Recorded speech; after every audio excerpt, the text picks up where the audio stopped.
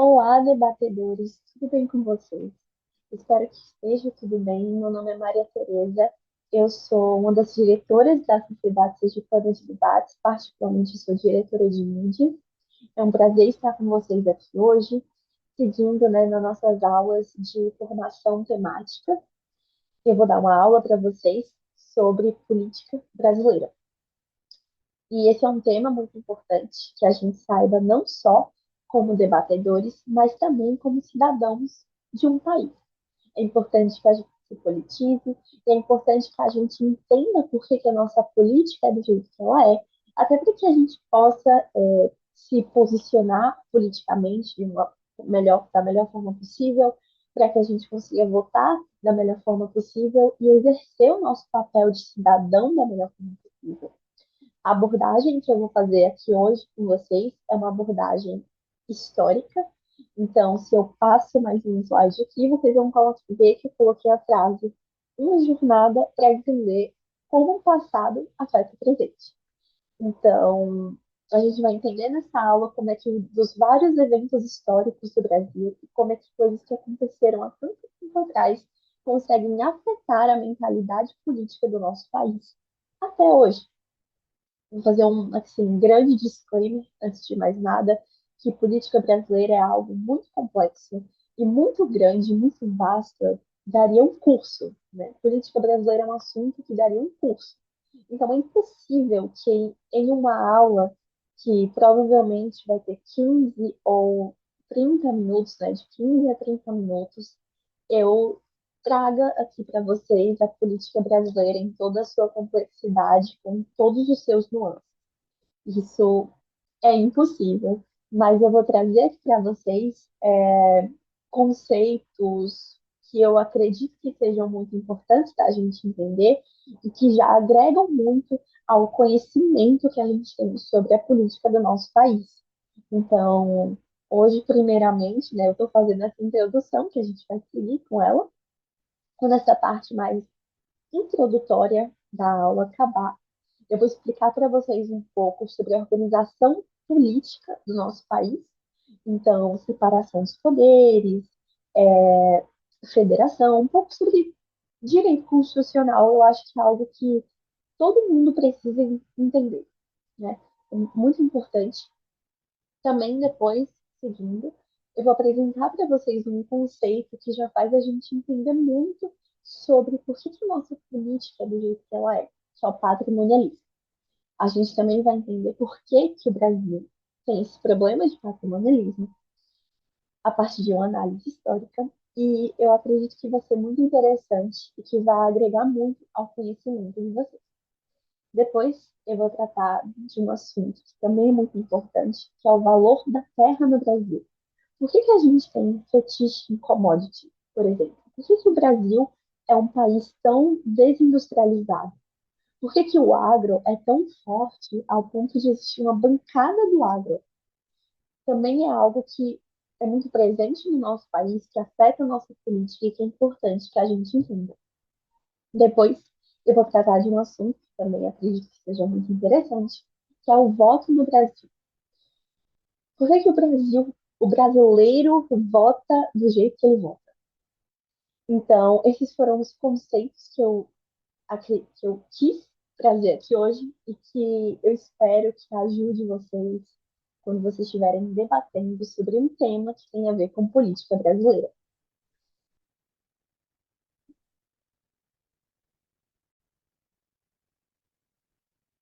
Então, seguindo aqui com a nossa introdução, primeiro eu acho que é muito importante ressaltar que a política brasileira é muito complicada e muito única.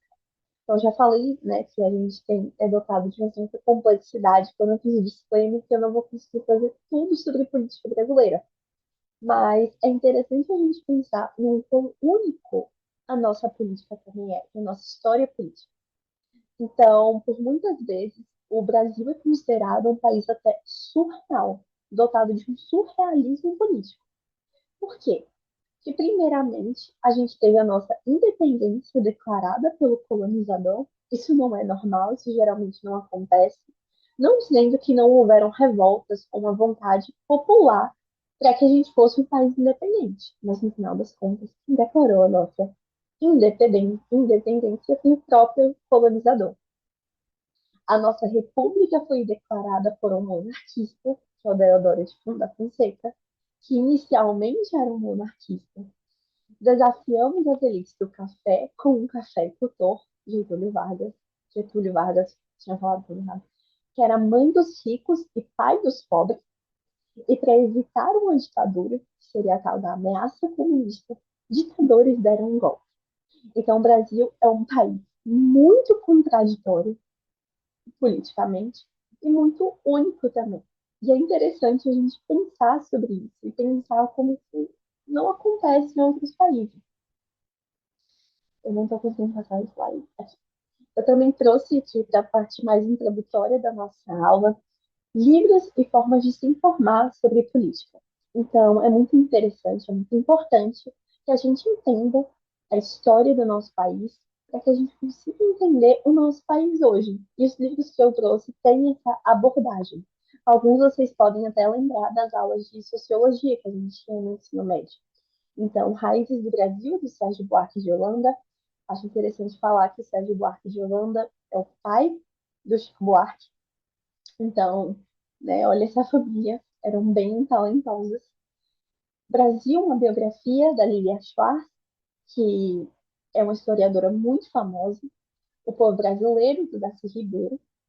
Casa Grande Senzala, do Gilberto Freire. E como forma de se informar, eu trouxe o jornal, o Estadão, particularmente. Eu me informo lendo o Estadão, eu pago o Estadão virtual, mas você também pode assistir o jornal, você pode seguir contas no Instagram, claro, contas confiáveis, para você conseguir se informar sobre política.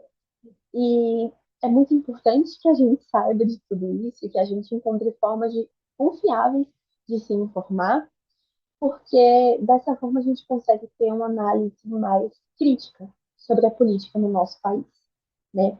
Eu acho que é importante que às vezes a gente busque dois jornais diferentes, então um jornal que a gente sabe que tem um viés mais para a direita e lê ele, um jornal que a gente sabe que tem um viés mais para a esquerda e lê ele, né? Para que a gente sempre entenda os dois lados e para que a gente possa ter essa análise crítica do que o nosso país está vivenciando, né? Eu acho que a gente está vivendo uma época muito ruim para se informar, porque é cheio de notícia enviesada, de fake news, e às vezes a gente pode ficar até, eu gosto de falar, cair no buraco negro das fake news ou das notícias super enviesadas ou das colunas super enviesadas, mas é sempre importante que a gente olhe isso de forma muito crítica. E eu acho que também para ajudar nessa análise crítica sobre política, entender a história do nosso país, perdão, entender a história do nosso país é fundamental e super importante. E por isso que eu estou encorajando a vocês a fazerem isso. Então, né, saindo já da nossa parte introdutória e adentrando nos conceitos. O primeiro conceito que eu vim trazendo para vocês é a organização política brasileira. Então, o Brasil é uma república federativa. Isso significa que ele é formado pela associação de unidades territoriais dotadas de uma certa autonomia, que são os estados, os municípios e o Distrito Federal. Mas, né, esses entes federativos eles estão vinculados. E a representação dessa vinculação é a União, que é outro ente federativo. A União também representa a soberania nacional. E o que significa ser um Estado soberano? Isso significa que o Brasil não é subordinado a nenhum outro país. Então, nenhum país pode chegar no Brasil e tentar mandar na gente, ou tentar impor alguma regra na gente, ou tentar impor alguma lei daquele país no nosso país. O Brasil é um Estado soberano e é uma república federativa. Isso é muito importante que a gente entenda, para que a gente entenda o nosso país. Então, né, no Brasil também, eu coloquei aqui até a bandeirinha do nosso país, a gente não tem o poder concentrado na mão de uma pessoa ou de uma entidade. É muito pelo contrário. No Brasil, a gente tem a separação dos poderes, a tripartição dos poderes, que a gente muitas vezes, né, atribui essa ideia de separação de poderes lá para Montesquieu, no Iluminismo, mas o Aristóteles já falava disso, já abordava a separação dos poderes. Então, o sistema do Brasil é um sistema de freios e contrapesos, como a gente chama. A gente tem os três poderes, né? O poder legislativo, que elabora as leis, o poder executivo, que executa as leis e bota elas em atividade, e o poder judiciário, a partir das leis. Por que isso é tão importante? Para que a gente tenha esses poderes que eles não só têm as suas próprias atribuições, mas eles também têm o dever de regular um ao outro, de fiscalizar um ao outro, para que o poder nunca esteja concentrado em apenas um deles. Isso é muito importante para assegurar que a gente não vire um país autoritário, por exemplo, e esse é o sistema que foi adotado no nosso país. Então, o judiciário, o legislativo e o executivo, eles servem para balancear um ao outro. Então, dentro dessa discussão de separação de poderes, né, legislativo, executivo e judiciário,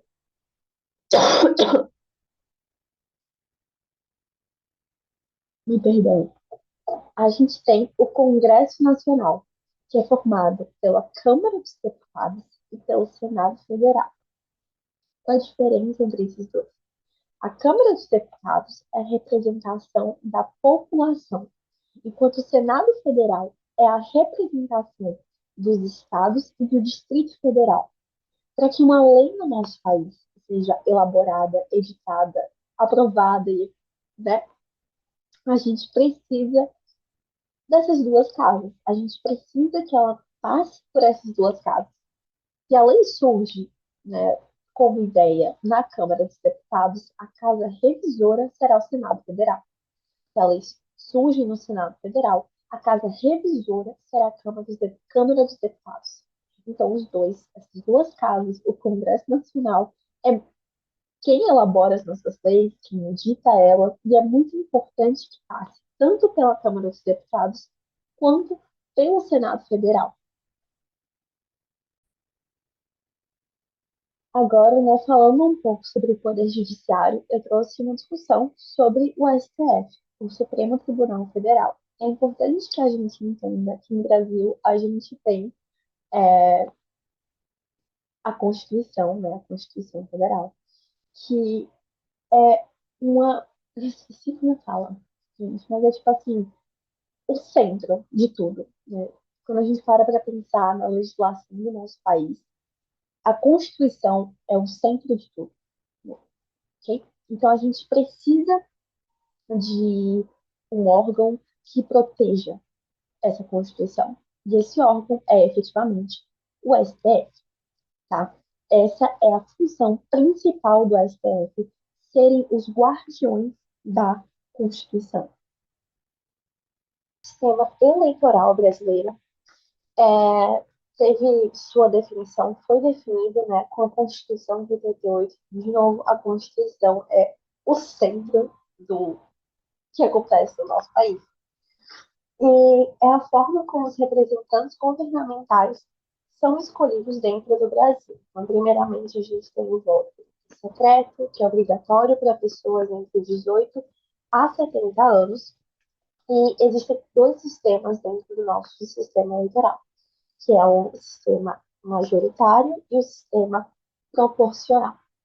Então, é importante que a gente entenda, né? Eu trouxe aqui no geral sobre a representação política brasileira, dá para se aprofundar muito mais a respeito desses temas, mas, de novo, não é a proposta da nossa aula, só para que todo mundo esteja a par disso, que eu acho que é muito importante. Seguindo com a...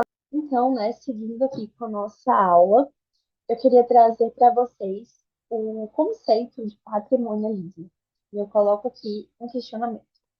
O maior problema da política brasileira Eu sem querer, tive um erro de digitação que eu coloquei da, mas é da política brasileira. Talvez. Patrimonialismo, talvez não. Eu acredito que seja. Até porque vocês vão perceber que todos os outros conceitos que eu vou trazer aqui estão ligados com esse problema do patrimonialismo. Então, é um conceito, né? Agora, efetivamente, o que é esse conceito de patrimonialismo? É um conceito desenvolvido pelo sociólogo alemão Max Weber, mas que foi muito estudado no Brasil por nomes como Sérgio Buarque de Holanda, Florestan Fernandes e Raimundo Faoro, enfim, e todos esses outros pensadores que eu coloquei aí no slide. O conceito de patrimonialismo efetivamente significa uma confusão entre esfera pública e esfera privada. É quando um líder político ele assume um cargo na esfera pública, mas ele utiliza dos recursos que agora estão disponíveis para ele utilizar para benefício próprio. Ao invés de utilizar o poder que ele tem para o benefício do Estado, né, ele utiliza para benefício próprio, porque ele não sabe diferenciar o eu indivíduo do eu político, né? Então, isso é muito presente aqui no Brasil. E eu disse para vocês que ia trazer uma abordagem histórica, né? A abordagem histórica disso, né? Por que, que o Brasil sofre desse problema de patrimonialismo? É uma ideia do Florestan Fernandes, que ele fala que a gente sofre desse problema desde a época do Brasil colônia. Quando a coroa portuguesa chegou aqui no Brasil, eu acho que em 1808, se não me engano, talvez esteja enganada, é, eles queriam se alojar nas melhores casas. E para se alojarem nas melhores casas, eles literalmente chegavam em casas de pessoas, ou seja, em propriedades privadas, e falavam que agora aquela casa pertencia à família real. E essa ideia, e essa mentalidade, essa psicologia persegue a nossa política até hoje. Até hoje, a gente não tem uma divisão clara entre o que é público e o que é privado.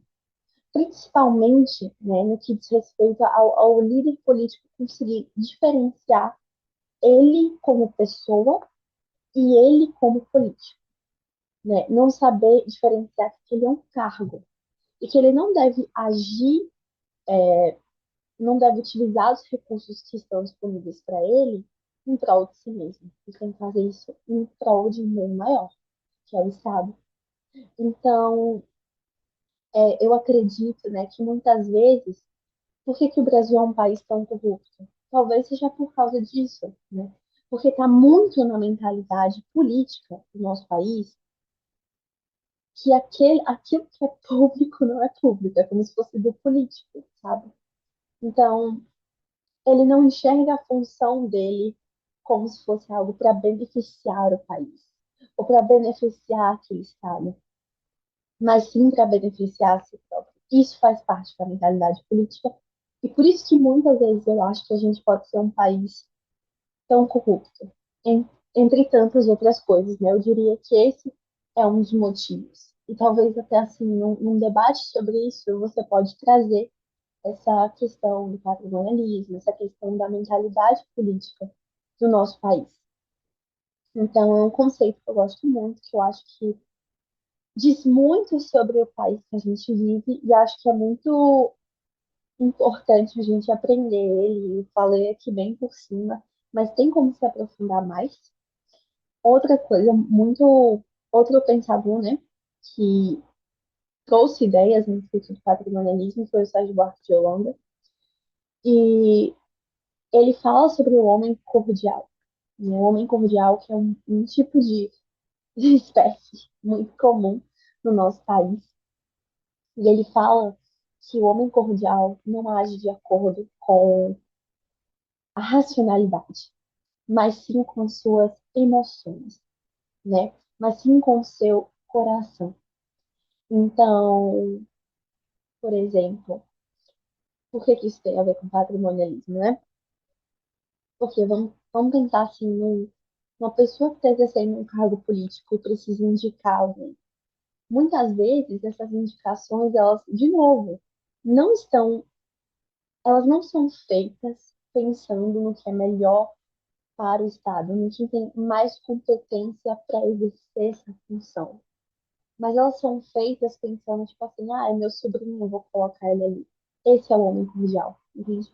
É meu filho, é meu, sei lá, meu primo de terceiro grau. Vou colocar ele ali porque ele está precisando de um cargo. Isso também está ligado à ideia de patrimonialismo, porque isso também, de certa forma, é utilizar do recurso público para satisfazer suas necessidades principais. Então, é algo muito presente no nosso país, é algo que diz muito sobre nossa política e que, de novo, é muito importante que a gente saiba. O próximo conceito que eu vim trazer aqui é algo que explica muito por que que o Brasil ainda exporta commodity. Por que que o Brasil é um país tão agrário, né? Por que que a gente vive nesse processo de desindustrialização? E, de novo, eu botei agro é tudo, uma referência, né, àquela propaganda do agro é tech, agropop, agro tudo. E no Brasil, realmente, agro é tudo. E isso é desde muito tempo. Então, não sei se vocês já chegaram a se questionar isso, provavelmente sim, né? Por que que a gente ainda exporta laranja e café e por que que a gente não exporta tecnologia? Ou por que que existe uma bancada do agro, né? Por que que existe uma bancada do agro na política brasileira? Está aqui representada por essa foto do campo. Então, aqui eu trouxe algumas obras, né, algumas coisas para a gente pensar sobre.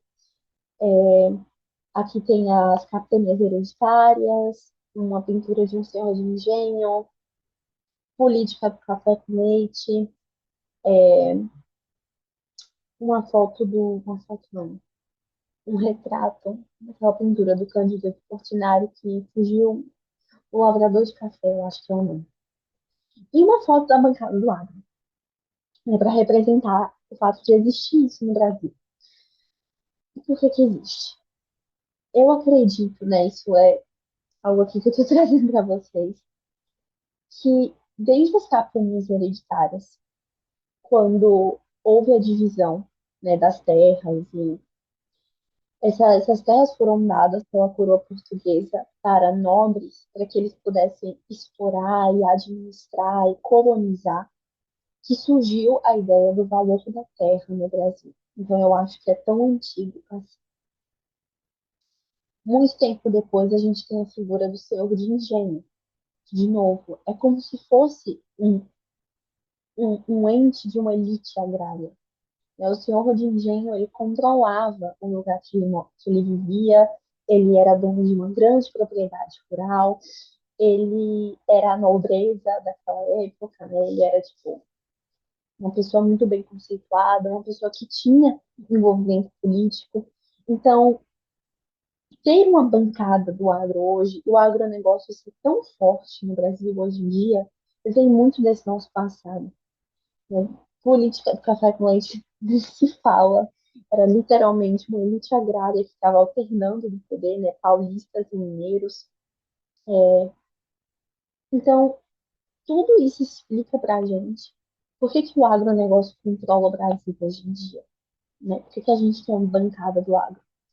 Eu trouxe também aqui uma tentativa que existiu do Barão de Mauá, que é esse homem de terno preto, na foto, embaixo da foto do Senhor do Engenho.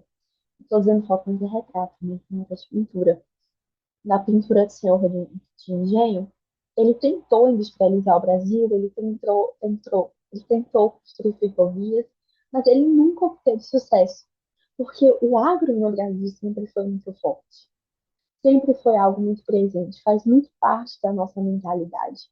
Sempre existiu uma elite agrária que tinha envolvimento político. Então é interessante a gente entender isso, né? É interessante a gente entender que isso é tão forte no nosso país.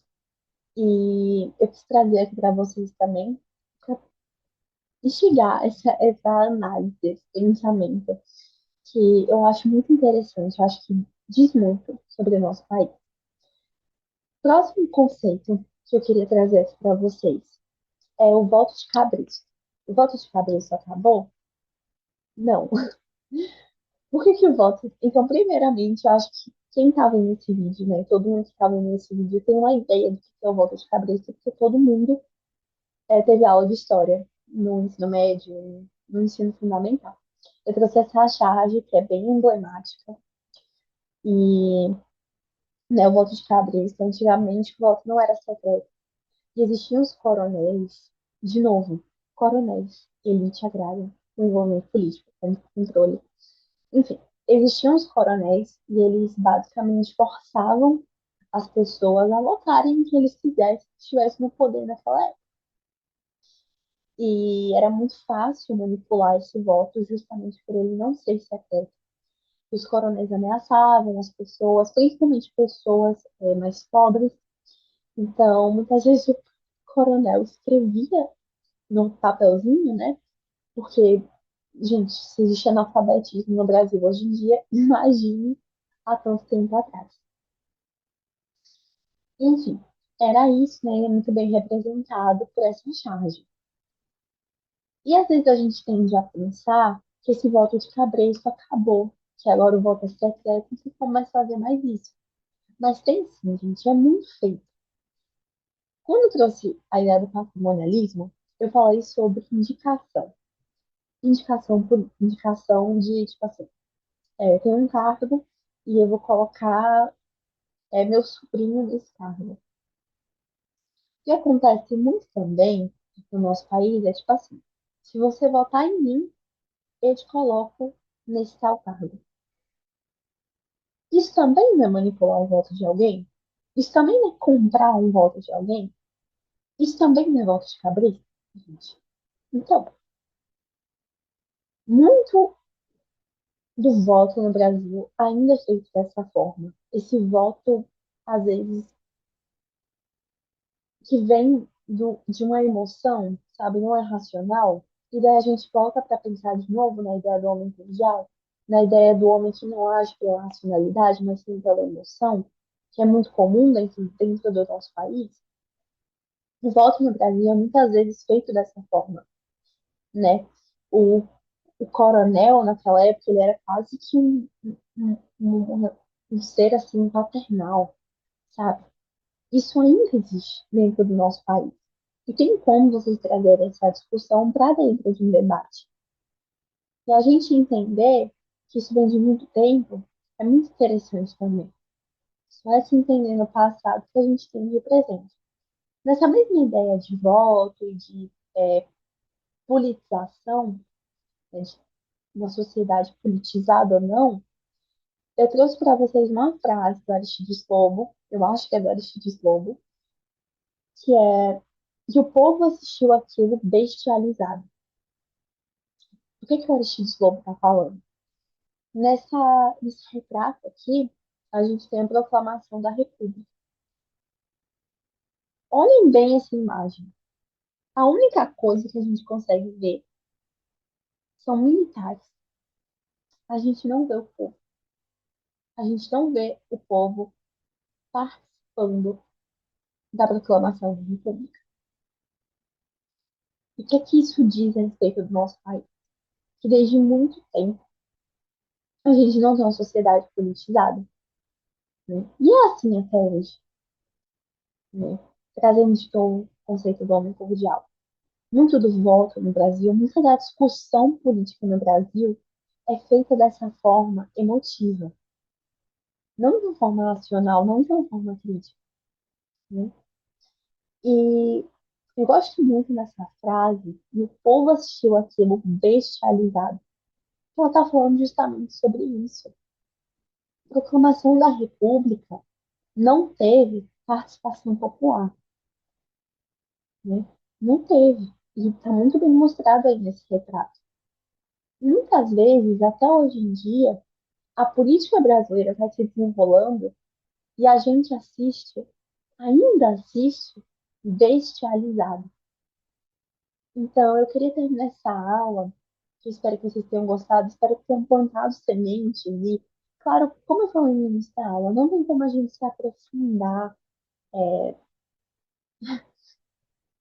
totalmente em política brasileira numa aula assim, de 15 a 30 minutos. Mas eu espero que o que eu trouxe aqui tenha colocado a semente na cabeça de vocês, para vocês pesquisarem mais sobre e se interessarem mais por política brasileira, porque, principalmente, porque vai te ajudar no debate, sim, mas principalmente porque a gente não pode mais assistir bestializado. Então, queria terminar, como eu disse, né, com um convite para que vocês estudem, se politizem, se informem. Tudo isso é muito importante para que a gente possa cumprir o nosso papel de cidadão. Então, eu coloquei aqui também, nem tá no final da aula, eu já falando como se fosse final da aula, como usar isso no debate. Eu trouxe justamente uma moção que eu meio que fiz referência a ela várias vezes durante a aula, e que eu já debati essa moção em um dos debates treinos da FSD, que é esta casa acredita que cargos de comissão devem ser banidos no Brasil. Então, uma moção dessa, você pode trazer, sim, o conceito de patrimonialismo, né, a confusão entre público e privado, o fato de que muitas vezes essa confusão entre público e privado abre espaço para corrupção, que esses cargos de indicação muitas vezes são feitos justamente para se criar esquemas de corrupção, então te indica para um cargo, para que juntos vocês possam fazer uma coisa. É, a questão do nepotismo também, né? Muitas vezes não é uma pessoa competente, é o sobrinho, o primo de quinto grau de alguém. A questão de o voto de cabresto, que dá para trazer também. Então, vou dar para o seu parente tal cargo, em troca você vota em mim, como isso é problemático para o Brasil. Isso, no caso, seria um argumento de você estar defendendo a moção, né? Argumento de governo. E eu coloquei aqui também no Brasil, não, peraí. Enfim, acho que escrevi meio errado, mas o que eu quis dizer foi: no Brasil não existem políticos de fato com viés político. Existem apenas pessoas que focam em seus próprios interesses. Então, muitas vezes a gente tem um político que diz que é de esquerda, "Não, eu sou de esquerda, eu sou de direita." Mas no fundo, gente, ele é o famoso centrão, né? Ele tem, ele está apenas olhando os próprios interesses e querendo se aproveitar de uma situação. E eu botei isso aí porque quando eu fiz o debate treino na SSD, um dos argumentos da oposição, né, como governo, a oposição, era que o político podia indicar alguém que tivesse um viés político parecido com o dele. E eu rebati dessa forma. E a pessoa, tipo, o político indicando, se eu sou um político de esquerda, eu indicando alguém de esquerda, a gente vai conseguir se bater mais, né? Tipo, combinar mais, então vai ser mais eficiente a gestão. Mas daí eu rebati trazendo esse conceito de patrimonialismo. Então, é algo que vocês podem usar. E assim, esse é só um dos exemplos. Vocês têm, tenho certeza que vai ajudar vocês bastante em vários debates. Então, muito obrigada pela atenção. Eu coloquei aí o meu Instagram, se vocês quiserem me seguir, tipo, para mandar mensagem, tirar alguma dúvida. Meu grupo também, meu número de telefone também está no grupo da SST, então é Maria Tereza, né? Tem minha foto do perfil, então vocês vão me achar facilmente. Então, muito obrigada, gente. Espero que vocês tenham gostado da aula e tenham uma ótima noite. Noite não, ou dia, ou tarde, a hora que vocês estiverem assistindo isso.